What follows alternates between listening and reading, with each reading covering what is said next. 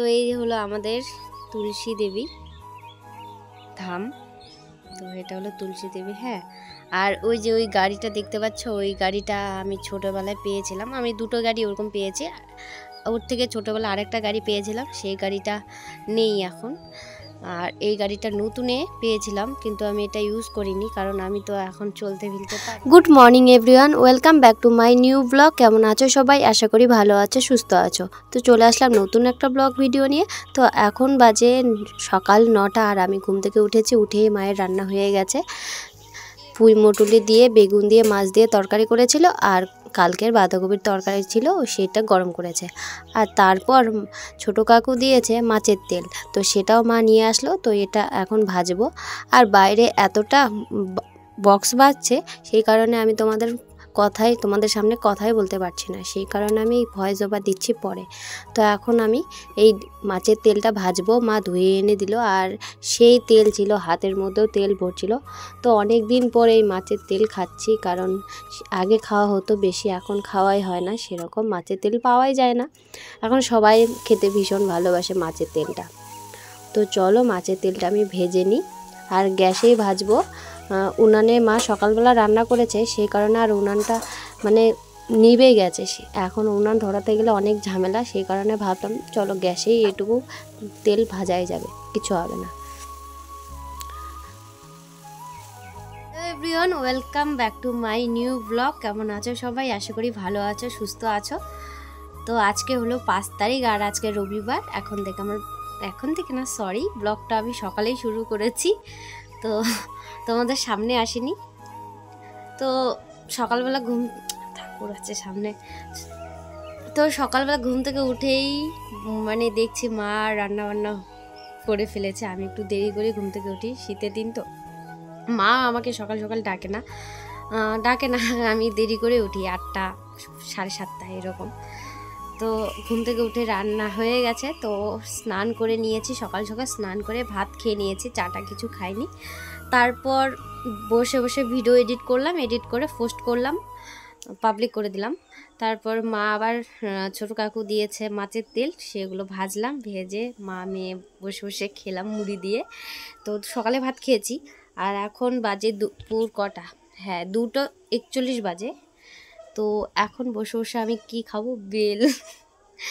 আমার টক জিনিস খেতে খুবই ভালো লাগে, খুব খুব খুব ভালো লাগে। তো বেলটা অনেক দিনেই পেরেছিল ভাই আমাদের গাছে, মানে আমাদের বলতে সবারই, আমাদের কাকু আমাদের সবারই গাছটা, সেই গাছের বেল অনেক দিনে পেরেছিল। তো বেলটা ফাটালাম, পাকেনি, দেখো একটু কাঁচা কাঁচা হয়ে আছে। তো বসে বসে কী করব, বেলটা খাচ্ছি। আর আমি তোমাদের আমাদের বাড়িটা দেখাই, চলো দেখো আমাদের বাড়ির কি ভাঙাচোরা অবস্থা। তো চলো, এই হলো আমাদের তুলসী দেবী ধাম।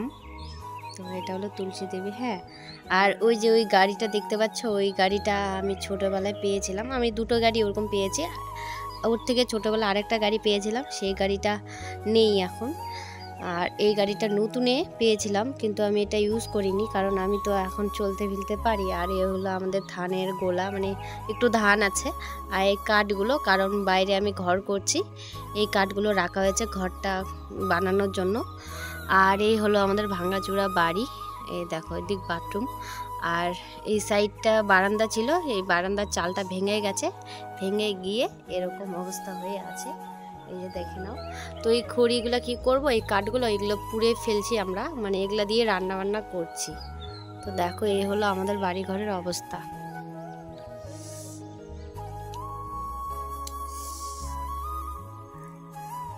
তো বন্ধুরা, বেল মাখা করে আনলাম। বেল মাখা বলতে দুটো শুকনো লঙ্কা পুড়িয়ে লবণ আর তেল দিয়ে মেখেছি। বেলটা খুব টেস্ট হয়েছে, কথা বলতে পারছি না। আর কাসুন্দি নেই, কাসুন্দি আনা হয়নি, এই বছর আনা হয়নি। আগের বছর এনেছিলাম, রেখে দিয়েছিলাম, এবার আনাই হয়নি সেরকম। এবার টক খাইনি, সেই কারণে আনা হয়নি। তো চলো খেয়ে নিই।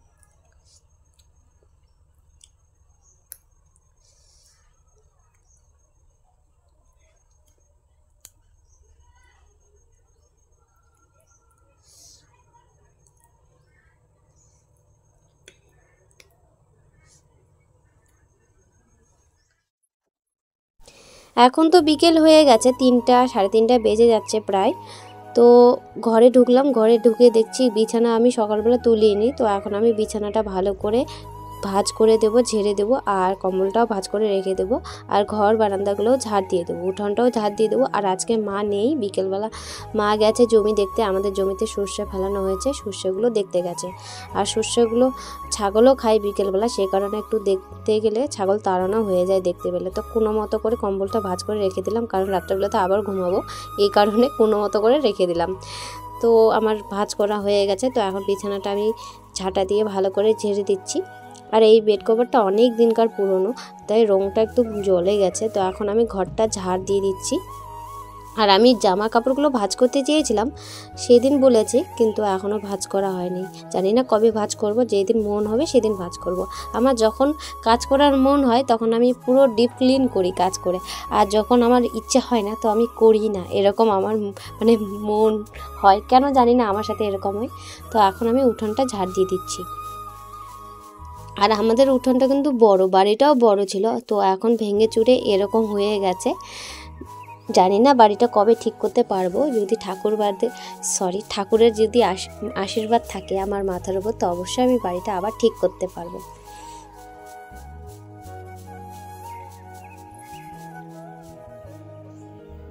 দেখো বন্ধুরা, কে দেখা করতে এসেছে, যে আমাদের জলপাইগুড়িতে নিয়ে গেছিলো সেই এসেছে। ইনি হলেন আমার ভাগনা, সম্পর্কে ভাগনা, বয়সে বড়। তো জলপাইগুড়ি থেকে আসার সময় আমাদের বাড়িতে ঢুকেছে, আমাদের বাড়িটা আগে, তারপর ওদের বাড়ি। তো বাজারও করে এনেছে, বাড়ি নিয়ে চলে গেল। আর মা গেছিলো হাটে একসাথেই দুজনে এসেছে, আমি একাই বাড়ি ছিলাম। তো মা হাটে গেছে, চা পাতা আনতে বলেছি, ভুলে গেছে। তো দেখো বাজার করে কি নিয়ে এসেছে, ফুলকপি আর কাঁচা লঙ্কা, আর কিচ্ছু নিয়ে আসেনি। আগের বেগুন আর আলু ছিল, সেগুলোই আছে। এই তো আমাদের মানে অভাবের সংসার এইভাবেই চলে। আর এই গাজরগুলো দিল ওই ভাগনাটা, বলল মাসি গাজরটা খাস, ভালো হবে, রক্ত হবে। তো রেখে দিলাম, এই হলো আমাদের বাজার। তো ভাগনা আমাদের আবার টানা খাজা দিয়ে গেল। তো এটা কে কে চেনো। আর আমার কিন্তু প্রচণ্ড দাঁতে ব্যথা, আমি বেশি কথা বলতেই পারছি না, দাঁতে ব্যথা হয়ে গেছে, জানি না কেন, আক্কেল দাঁতের ব্যথা আমার খুব হয়। আর আমি সন্ধ্যাবেলা ভিজিয়েছিলাম, এই যে সন্ধ্যাবেলা না, দুপুরবেলা ভিজিয়েছিলাম বুট। তো এই বুটগুলো আমি চানা বানাতে চেয়েছিলাম, তো ভালো লাগলো না, বানাইনি। আর আমার মা আবার 5 টাকা নিয়ে এসেছে টানা খাজা, তো মা অর্ধেক নিল, আমি অর্ধেক। তো দুজনে মিলে বসে বসে খাচ্ছি। আর আমি সন্ধ্যাবেলায় শুয়ে শুয়ে মোবাইল দেখছিলাম, মানে ব্লগ দেখছিলাম, সবার ব্লগ। আমার ভালো লাগে নিপা ডেলি ব্লগ, কাকিমার ব্লগ আমি খুব দেখি, সব সময় দেখি। দেখো এখন চা পাতা নিয়ে এসেছে আমার মা, এখন আমাকে চা বানিয়ে দিল। আর আমার কিন্তু শরীরটা ভালো না, পেটটা ব্যথা করছে, তাই আমি শুয়ে আছি সন্ধ্যাবেলায়। তো চলো বন্ধুরা, চাটা আমি খেয়ে নিই। এখন বাজে 7:44, আর আমি লেপ না কম্বলের তুলে আছি শুয়ে শুয়ে। আর মা খালি একটার পর একটা খাবার এনে দিচ্ছে, আর আমি বসে বসে খাচ্ছি, কারণ আমার পেটের ব্যথা, সেই কারণে। তো তোমাদের দেখাই আমার মা এখন কি আমাকে খেতে দিয়ে গেল। আর কার কার মা এরকম করে কমেন্টে কিন্তু জানাবে। তো দেখো দুধ দিয়ে গেল, তো দুধের সর পড়ে গেছে, দেখাতে পাচ্ছি না, সরটা ফোকাস নিচ্ছে না, সাদা তো। তো এখন দুধ দিয়ে গেল, তো দুধটা এখন আমি খাবো। চলো খাই, গরম।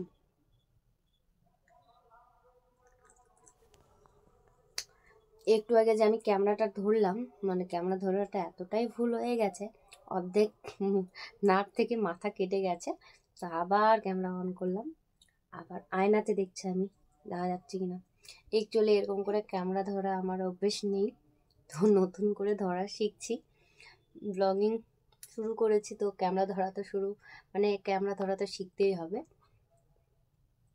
তো চলো বন্ধুরা, আজকের মতো ব্লগটা আমি এখানেই এন্ড করছি। ভালো লাগলে লাইক কমেন্ট শেয়ার করো, আর আমার পাশে থেকো। তোমরা তো দেখতেই পাচ্ছ আমি কেমন অসহায় মানুষ, তো প্লিজ আমার পাশে থেকো সবাই, আমাকে একটু সাপোর্ট করো। তো ফিরে আসছে আগামীকাল নতুন একটা ব্লগ নিয়ে, ততক্ষণে ভালো থেকো, সুস্থ থেকো, টাটা।